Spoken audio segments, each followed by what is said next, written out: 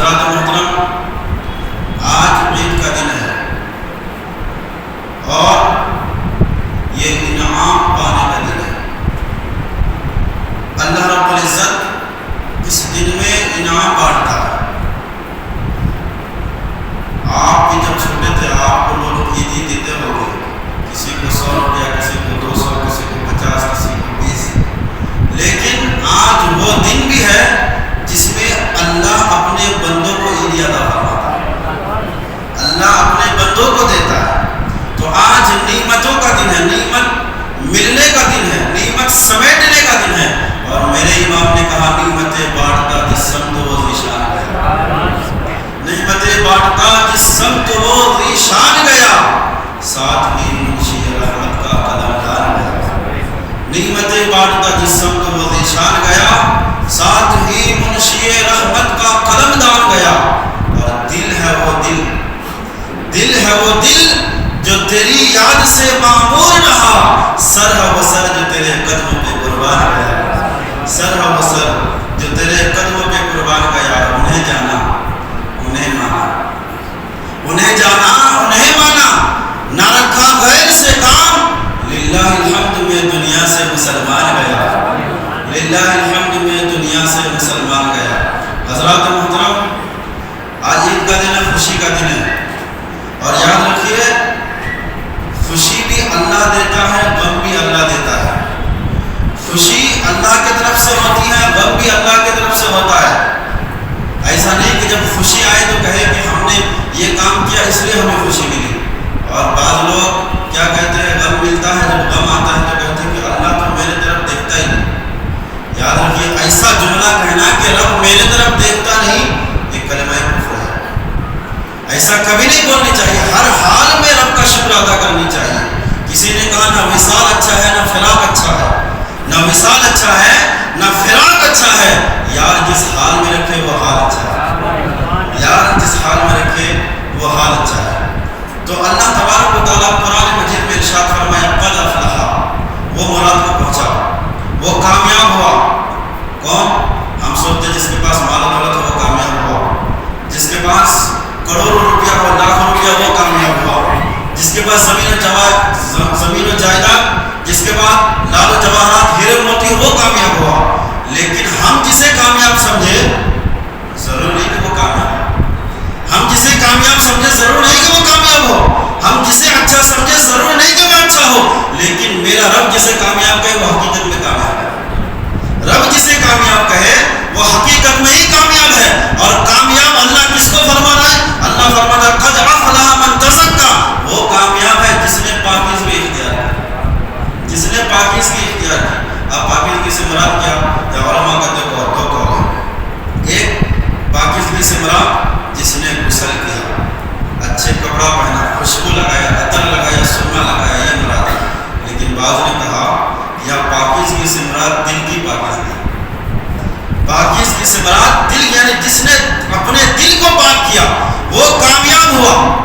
اب جب انسان دل کو پاک کر لیتا ہے، انسان جب دل کو پاک کر لیتا ہے تو فرمایا گیا جس نے اپنے دل کو پاک کر لیا اس نے اپنے آپ کو پہچان لیا، جس نے دل کو پاک کیا اس نے اپنے آپ کو جان لیا۔ اور علماء فرماتے ہیں من عرف نفسہ فقد عرف ربہ، جس نے اپنے نفس کو پہچان لیا اس نے اپنے رب کو پہچان لیا، جس نے اپنے نفس کو جان لیا، اپنے آپ کو جان لیا، من عالم کے من جانا، جس نے اپنے آپ کو جان لیا اس نے اپنے رب کو جان لیا، اپنے رب کو پہچان لیا۔ جس کو اپنے آپ کی معرفت ہو گئی، رب کی معرفت ہو گئی، تو اللہ تبارک و تعالیٰ نے کہا کہ وہ کامیاب ہوا جس نے پاکیزگی اختیار کی۔ اب یہ دل پاک کیسے ہوا؟ اللہ نے یہ دل اس لیے نہیں دیا کہ ہم اس میں کسی مسلمان کے لیے بغض رکھیں، اللہ نے یہ دل اس لیے نہیں دیا کہ ہم کسی کی دشمنی اس دل میں پال کے رکھیں، اللہ نے یہ دل کسی سے دشمنی کرنے کے لیے، کسی سے کینہ بغض و حسد کرنے کے لیے نہیں دیا، بلکہ اللہ نے اس لیے دیا تاکہ اللہ کے محبوب سے ہم پیار کریں، اللہ کے محبوب سے ہم پیار کریں، کیونکہ دل ہے وہ دل جو تیری یاد سے معمور رہا، سر ہے وہ سر جو تیرے قدموں پہ قربان ہے۔ تو دل کو اللہ نے اسی لیے دیا۔ تو اللہ تبارک و تعالیٰ نے فرمایا قد افلح من تزکا، وہ کامیاب ہوا جس نے پاکیزگی اختیار کی، وذکر اسم ربہ فصلی،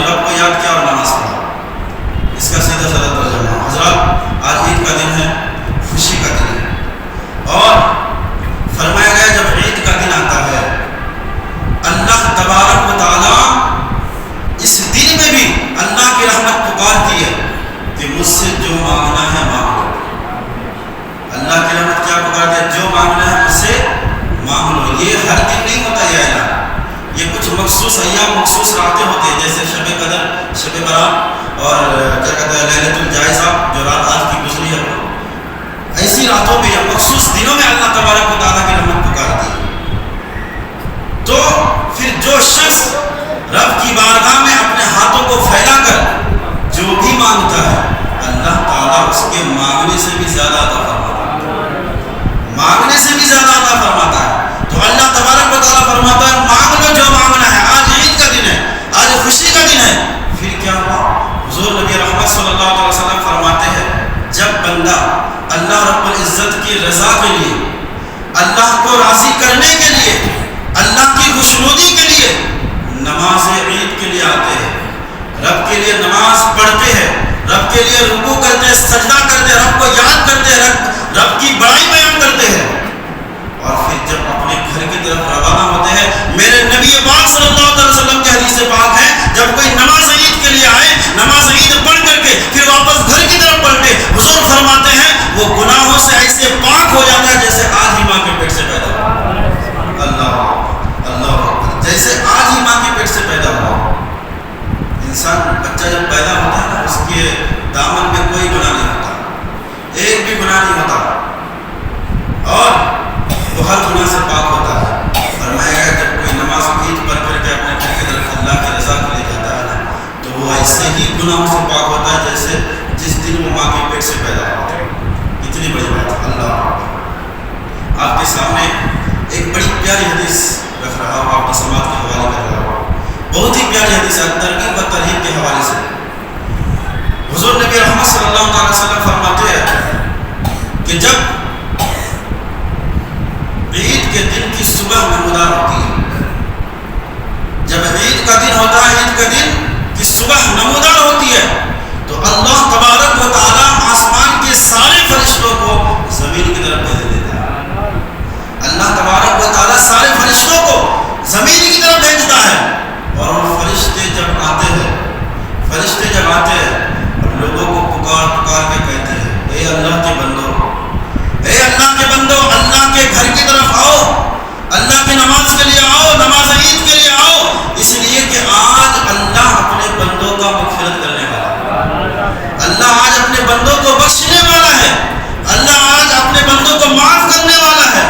اللہ بابا پھر لوگ جب رفتہ لوگ جب نماز عید کے لیے آتے ہیں تو اللہ فرشتوں سے کہتا ہے فرشتوں دیکھو میرے بندے کو، اور کس انداز سے میرے بندے آ رہے ہیں. اللہ اکبر. اور حضور نبی احمد صلی اللہ علیہ وسلم کی حدیث پاک، حضور صلی اللہ علیہ وسلم فرماتے ہیں جب وہ بندے رب کے گھر میں یا پھر کہیں بھی نماز عید کے لیے یا عیدگاہ میں پہنچ جاتے ہیں تو میرے نبی کی حدیث پاک ہے اللہ تبارک و تعالیٰ فرشتوں سے فرماتا ہے اے فرشتوں سنو، میرے بندے میرے لیے، میری رضا کے لیے، میری بڑائی بیان کرنے کے لیے میرے گھر میں نماز عید کے لیے آئے ہیں، اور سنو میں تم سبوں کے سامنے یہ کرتا ہوں، تم سب گواہ رہنا، یہ میرے بندے جب تک میرے احکامات پر عمل کرتے رہیں گے میں ان کے گناہوں پر پردہ ڈالتا رہوں گا. جب تک یہ میرے احکامات پر چلتے رہیں گے، میرے حکموں کو بجا لاتے رہیں گے، میں ان کے گناہوں پر پردہ ڈالتا رہوں گا.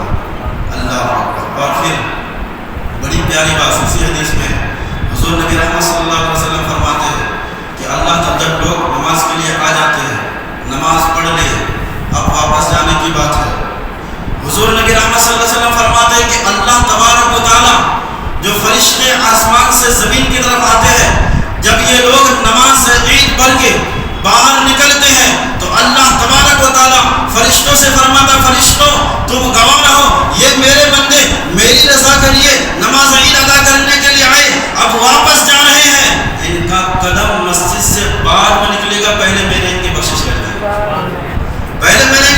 کر دی ہے. اور یہ ایک حدیث کا آخری جملہ، اور یہ ایسا جملہ ہے نا آپ کے دل کو ٹھنڈک پہنچے گی. حضور نبی احمد صلی اللہ علیہ وسلم فرماتے ہیں، اسی حدیث کا آخری جملہ ہے، حضور فرماتے ہیں اللہ تبارک و تعالیٰ فرشتوں سے فرماتا ہے اے فرشتوں سنو، یہ میرے بندے آئے میری رضا کے لیے، نماز عید کس لیے پڑھنا؟ اللہ کی رضا کے لیے. یہ میرے بندے میری رضا کے لیے آئے ہیں، نماز عید ادا کی ہے، اب واپس جا رہے ہیں، اور سنو میں نے ان بندوں کے ساتھ یہ معاملہ کیا، اب تو یہ واپس سے راضی ہو گیا. اللہ اکبر. یہ مجھے راضی کر لیا اور میں ان سے راضی ہو گیا. تو کتنی بڑی نعمت ہے. تو یہ خوشی کا دن ہے. اللہ نے یہ خوشی ہمیں اور آپ کو عطا فرمایا. اچھا خوشی صرف ہمارے لیے نہیں, خوشی جیسے امیر کے لیے ہوتی ہے ویسے غریبوں کے لیے بھی. یہ عید کا دن جیسے ہمارے لیے ہے, جیسے ایک امیر کے لیے ہے, ویسے ہی غریبوں کے لیے بھی ہے. تو اللہ اس دن میں اپنے بندوں کو بخشتا ہے. اللہ تبارک و تعالیٰ اپنے بندوں کو اس دن میں بخشتا ہے. لیکن ایسا نہیں کہ ہم یہاں سے جا کر کے پھر گناہ میں لگ جائیں, گناہ میں ملوث ہو جائیں. عید کیا ہے؟ حضرت عمر فاروق رضی اللہ تعالیٰ عنہ فرماتے ہیں کہ بندوں کے لیے ہر وہ دن عید ہے جس دن وہ کوئی گناہ نہ کیا. ہر وہ دن عید کا دن ہے جس میں اس نے کوئی گناہ نہ کیا. تو آج عید کا دن ہے تو ہمیں اور آپ کو چاہیے کہ ہم گناہ سے بچیں. ایسا نہیں کہ عید کی نماز پڑھ کے ہم باہر نکلے ہم آزاد ہو گئے, ہم آزاد ہو گئے, رمضان کا مہینہ چلا گیا, اب ہم پر کوئی پابندی نہیں. ایسا نہیں ہے. عید کا دن ہے اس لیے اس دن بھی اور دنوں میں بھی آپ کو نماز کی پابندی کرنی ہے. آپ کو نماز کی پابندی کرنی ہے, کیونکہ جیسے نماز رمضان میں فرض تھا ویسے ہی رمضان کے بعد بھی, رمضان کے بعد بھی آپ پر نماز فرض ہے. رمضان کے بعد بھی آپ پر نماز پڑھنا ضروری ہے. ایک مہینہ جو اللہ نے ہمیں دیا کیوں؟ تاکہ ہم اپنے آپ کو بدلیں, اپنے آپ کو بدلیں. پھر آج کا دن ہے نا, آج پتہ چلے گا کہ ہم نے اپنے آپ کو بدلایا کہ صرف رسم ادا کی, صرف رسومات ادا کرتے رہے کہ جیسے لوگ آئے ہم نے بھی آیا, ہم نے بھی نماز پڑھا, ہم نے بھی تراویح کا اہتمام کیا. کیونکہ ایک میں جب ڈاکٹر دوا دیتا ہے ایک ہفتے کے لیے, تو ایک ہفتے کے بعد اس بندے کو پتہ چلتا ہے کہ دوا مجھ پر اثر کر رہی ہے کہ نہیں, دوا کی تاثیر ہو رہی ہے کہ نہیں. تو اللہ نے یہ ایک مہینہ ہمیں دوائی کے طور پہ دیا. اور بیماری کیا تھی؟ گناہوں کی بیماری, گناہوں کی بیماری تھی. جب یہ دوائی ہم نے لیا تو پھر ہمیں بیماری کی دوائی, ہمیں یہ دوائی لے کر یہ تقویٰ کی دولت ملی کہ نہیں, یہ ہمیں سوچنا ہے. اللہ نے روزے کی فرض کے لال تقویٰ تاکہ تقویٰ کی دولت ملے, تاکہ ہمارے اندر گناہ سے بچنے کا جذبہ پیدا ہو جائے. لیکن اگر ہم نے جیسے ہی نماز عید پڑھی ہم سوچے کہ ہم آزاد ہو گئے, اب ہمیں نماز نہیں پڑھنا, اب ہمیں آزادی مل گئی ہمیں نمازوں سے. ایسی بات نہیں ہے. آج شیطان بھی آزاد ہو جائے گا, شیطان قید کر دے گا, شیطان بھی آزاد ہو جائے گا. تو پھر اگر آپ نے ظہر عصر مغرب عشاء فجر میں نہیں آئے نا تو شیطان کو بڑی خوشی ہوگی, وہ تو بہت خوش ہوگا. کیوں معلوم؟ وہ کہے گا دیکھو اس سے پہلے بھی میں اس کو بھٹکا کے رکھا تھا, رمضان میں ہم لوگ قید ہوئے, یہ نماز پڑھے, پھر ہم لوگ آزاد ہو گئے, پھر یہ بھی چھوڑ گئے. تو شیطان کو خوشی نہ دے, شیطان کو خوشی نہ دے, بلکہ فرمایا گیا جب لوگ نماز عید پڑھتے ہیں یہ نیت سے پڑھ کے گھر جاتے ہیں کہ ہم نماز بھی پڑھتے رہیں گے, ہم نماز کا اہتمام کرتے رہیں گے, تو شیطان کو بہت غصہ آتا ہے. وہ مٹی لے کر کے اپنے سر پہ ڈالتا ہے, اور اس کے جو ساتھی لوگوں نے پوچھتے ہیں یہ کیا کر رہے ہیں؟ کہا کہ دیکھو ایک مہینہ ہم قید تھے, انہوں نے اپنے آپ کو بدل لیا, اپنے آپ کو بدل لیا. اس کے دل میں خدا کا ڈر, خدا کا خوف, نبی کی محبت پیدا ہو گئی. اس لیے شیطان کو آپ اپنے ساتھ جو ہے نماز کا قائم کریں گے, نماز کا اہتمام کریں گے, تو شیطان ناراض ہوگا. تو شیطان کو خوش نہیں, شیطان کو ناراض کرنا. تو یہ خوشی کا دن ہے. جیسے ایک امیر کے لیے خوشی کا دن ہے ویسے غریب کے لیے. تو ہمیں اور آپ کو دیکھنا ہے ہمارے پڑوس میں کوئی ایسا غریب تو نہیں جس کے گھر میں عید کے کپڑے نہیں بنے. ہمارے پڑوس میں, ہمارے آزو بازو میں کوئی ایسا تو نہیں جس کے گھر میں آج بھی اچھا کھانا نہیں پکے گا.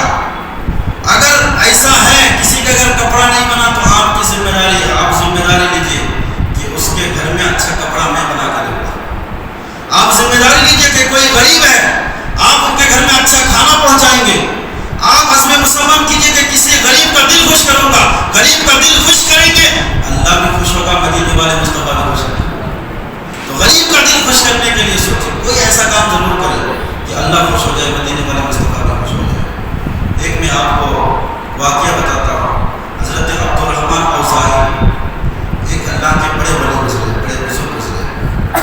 عبدالرحمن اوزاعی نام فرماتے ہیں کہ عید کی رات تھی, لیلۃ الجائزہ جسے کہا جاتا ہے, انعام پانے والی, یعنی جو رات گزری ہے وہ رات تھی. فرماتے ہیں کہ میں اکیلے گھر میں تھا اور تنہائی میں نے رب کی رضا کے لیے نماز کے لیے کھڑا ہوا.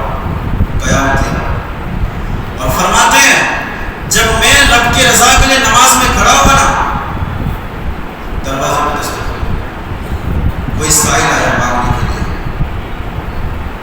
تو وہ کہتے ہیں میں جب جا کر کے دروازہ کھولا تو ایک شخص جو میرے پڑوس میں رہتا تھا، میرے پڑوس میں اس کا گھر تھا، اس نے کہا حضور اگر اللہ نے آپ کو مال و دولت دیا، اللہ نے آپ کو پیسے سے نوازا، مال سے نوازا ہے، تو آپ میری مدد کیجئے، کیونکہ میں بیٹیوں کا باپ ہوں، میرے گھر میں میری بیوی ہے، میری بچیاں ہیں، بیٹیوں کا باپ ہوں، اور کل عید کا دن ہے، اور میں نے اپنے بچوں کے لیے عید کی کوئی تیاری نہیں کی، عید کے لیے کوئی انتظام نہیں ہوا، کل عید کا دن ہے، اس لیے اللہ کے رضا کے لیے آپ ہماری مدد کیجئے، اللہ تبارک و تعالیٰ آپ کی مدد کرے گا۔ اس نے آ کر کے ایسی بات کہی تو فرماتے ہیں حضرت عبدالرحمن اوزاعی کو فرماتے ہیں میرے پاس 25 چاندی کے سکے حضرت عبدالرحمن اوزاعی کے پاس تھے، تو انہوں نے کہا کہ میرے پاس جو 25 درہم تھے نا چاندی کے سکے،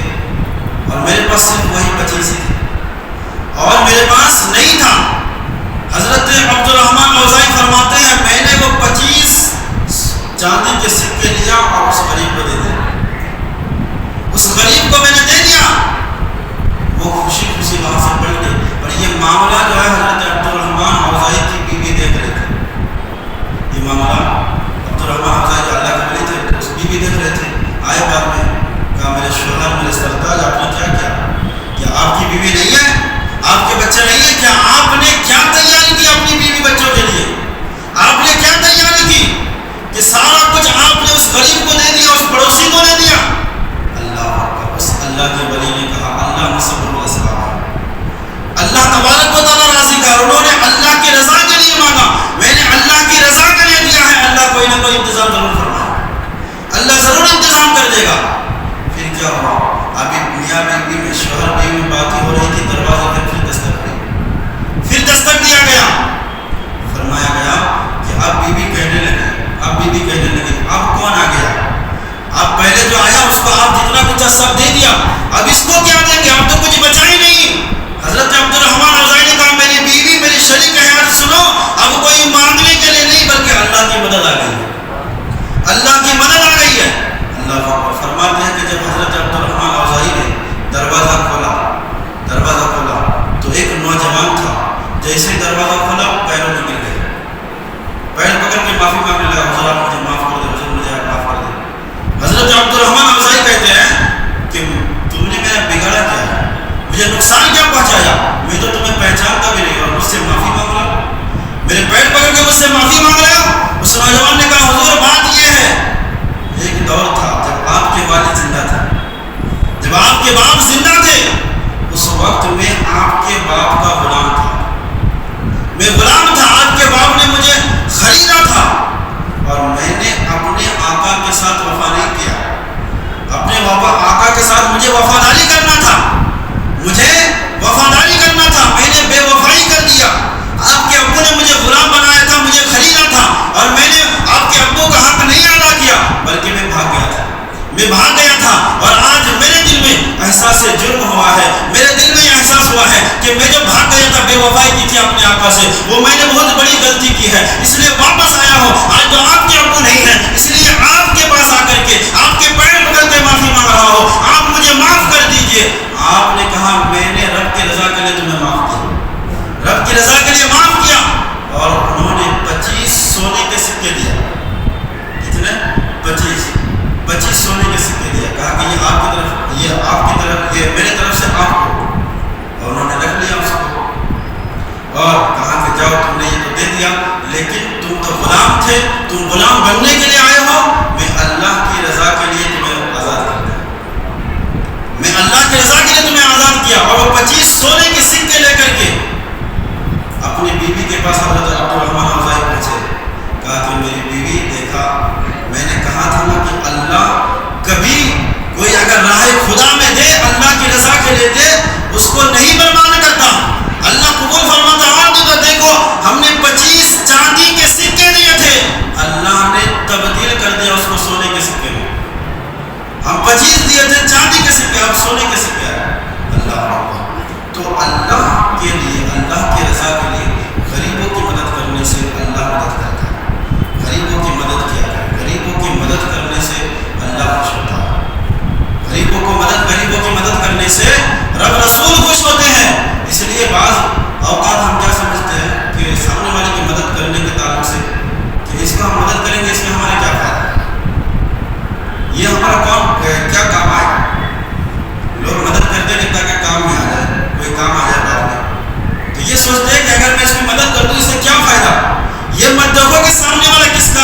کام کا ہے میرا، اس لیے مدد نہ کرو کہ یہ بعد میں میرے کام میں آئے گا، بلکہ اس لیے مدد کرو کہ رب راضی ہو جائے، اللہ خوش ہو جائے، کیونکہ تمہارے دل میں کیا ہے اللہ تبارک و تعالیٰ علیم بذات الصدور، دل میں کیا ہے اللہ تبارک و تعالیٰ اس کو بھی جانتا ہے۔ تو ہمیں اور آپ کو جو غریبوں کو مدد کرنا ہے، غریبوں کا خیال بھی کرنا ہے، تو اپنے نفس کی تسکین کے لیے نہیں، یا پھر سامنے والے کو دیکھ کے نہیں کہ یہ مجھے جو واپس مدد کرے گا یا پھر کبھی کام میں آئے گا، بلکہ اس لیے کہ اللہ راضی ہو۔ اللہ ایسا نہیں کہ آپ کسی غریب کو کچھ آٹا، کچھ چاول، کچھ پیکٹ دے رہے ہیں تو 10 تصویریں کھینچ رہے ہیں، یہ ریاکاری نہیں تو کیا ہے؟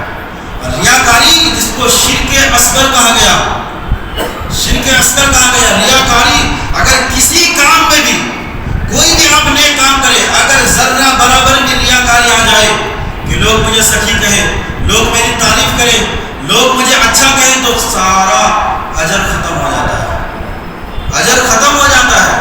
لیکن اگر دکھا کے دینا ہے، لیکن ایک راستہ جو دے سکتے ہیں وہ دل میں یہ نیت ہونا کہ مجھے دیتے ہوئے کوئی دیکھے گا تو اس کے دل میں بھی اللہ کے راہ میں لٹانے کا جذبہ ہوگا، تو آپ اس نیت سے دے سکتے ہیں۔ لیکن اگر آپ کی نیت ہے کہ لوگ مجھے سخی کہیں، لوگ میری تعریف کہیں کہ اس نے اتنے غریبوں کی مدد کی، اتنے غریبوں کو اتنا 1000 روپیہ دیا، تو پھر سب ختم، آخرت میں کوئی حصہ نہیں، کوئی حصہ نہیں، یہ شرک اصغر ہے، کوئی حصہ نہیں، اللہ سے راضی نہیں ہوگا۔ آپ اللہ کی رضا کے لیے خوش ہوئیے، غریبوں کی مدد کیجیے۔ ایک بڑی اچھی بات آپ کے سماعت کے حوالے کر رہا ہوں، حضرت عبدالرحمن ابن مسعود، حضرت عبداللہ ابن مسعود حضور نبی محمد صلی اللہ علیہ وسلم کے صحابی ہے۔ آپ ایک مرتبہ مسجد نبوی میں اعتکاف میں بیٹھے تھے، اور آپ کو معلوم ہے اعتکاف میں بیٹھے تو آپ گھر نہیں جا سکتا، تو آپ اعتکاف میں بیٹھے تھے، اعتکاف میں تھے، ایک سائل آیا، ایک غریب آیا، کہا حضور مجھے اتنے درہم یا اتنے دینار کی ضرورت ہے، مجھے اتنی ضرورت ہے، آپ میری ضرورت کو پوری کیجیے، اللہ کی رضا کے لیے آپ میری حاجت کو پوری کیجیے۔ میں آپ کے سامنے امید لے کر کے آیا ہوں، امید کا دامن پھیلا رہا ہوں کہ آپ مجھے عطا کیجیے، میرے پاس کچھ بھی نہیں ہے، مدد کے واسطے آیا ہوں۔ اللہ اکبر۔ حضرت عبداللہ ابن مسعود آپ اعتکاف میں بیٹھے تھے، اعتکاف کی حالت میں، یہ نفل اعتکاف تھا آپ کا، نفل اعتکاف میں بیٹھے تھے، اعتکاف میں حالت میں آپ مسجد کے باہر نکلنے لگے، اپنے گھر کی طرف چلنے لگے، کیوں؟ تاکہ اس سائل کی، اس غریب کی مدد کرے، اس ضرورت مند کی ضرورت پوری کر سکے، اس حاجت مند کی حاجت پوری کر سکے۔